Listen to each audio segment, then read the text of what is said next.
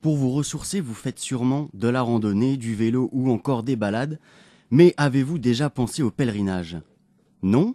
Eh bien, sachez que des lieux saints vous attendent. Invitation au voyage à Saint-Jacques-de-Compostelle avec Monsieur Tifano qui nous parle de sa passion. C'est un intérêt spirituel déjà au départ, et puis après, c'est vrai qu'on fait des efforts physiques, et c'est pas négligeable non plus. Tu te refais une santé quand tu vas sur le chemin, une santé dans la tête et une santé physique. J'ai fait ça la première année en 2003, j'ai fait le Puy-en-Velay, Saint-Jean-Pied-de-Port, il y a à peu près 800 km. Je suis parti en 2004 de Hendaye par le chemin de la côte, le Camino del Norte, pareil à peu près 800 km. Je suis reparti après en 2006, de Puy-en-Velay jusqu'à Santiago directement. Là, il y a 1700 km. J'ai fait ça en une seule fois. Cette année, je l'ai refait de Saint-Jean-Pied-de-Port à Santiago, avec une personne de Dinan, Monsieur Guillaume Jean, qui a 76 ans, une prothèse de hanche et une pile au cœur. Vous voyez que on peut faire ça même quand on est un peu diminué physiquement. On fait ça par étapes, bien sûr, suivant la condition physique qu'on a. En 2006, j'ai fait une moyenne de 35 km par jour. Cette année, avec la personne que je vous parle de Dinan, on ne dépassait pas 25 km. Vous voyez bien que c'était trop dur.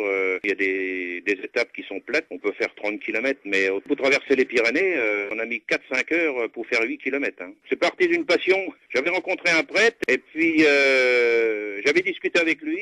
Du coup, j'ai décidé de partir sur ce chemin-là. C'est pour ça que c'était spirituel au départ. Vous l'aurez compris, Saint-Jacques-de-Compostelle pour Monsieur Tifano, c'est plus qu'une passion. Une préparation physique et mentale sont nécessaires, des fondamentaux à ne pas négliger. Cette année, j'ai rencontré un couple, c'est merveilleux de voir ça. Le monsieur est aveugle et c'est sa femme qui le guidait. Ils ont fait comme moi les 800 km. J'ai marché 3-4 jours avec eux et après je les ai perdus de vue parce qu'on les a dépassés. C'est bien dommage, j'ai pas de nouvelles d'eux. Vous voyez qu'il n'y a rien d'extraordinaire pour une personne physiquement qui est en forme de faire Saint-Jacques-de-Compostelle. Quand on rencontre des gens comme ça, on se demande comment ils font. Il était bourré d'humour ce gars parce qu'il partait tôt le matin à 5 heures. Il m'a dit de toute façon, moi, qu'il fasse jour ou qu'il fasse pas jour, pour moi c'est pareil. Je vais cet après-midi à Hendaye rencontrer une personne que j'avais rencontrée en 2003. Une personne d'un certain âge. Puis je suis toujours en relation par internet avec des gens que j'ai rencontrés. Des militaires, un colonel en retraite, plein de gens comme ça qui marquent une journée, une étape, mais que vous oublierez jamais. Il faut être préparé dans sa tête, autrement on n'y arrive pas. Cette année on est parti à 3. Cette personne qui a abandonné physiquement, elle était prête, mais elle n'a pas tenu. Au bout de 10 jours, elle a repris le train, elle est rentrée chez elle. On a fini à 2 avec cette personne de Dinan. Les gîtes n'y plaisaient pas. Parce que faut savoir que dans les gîtes,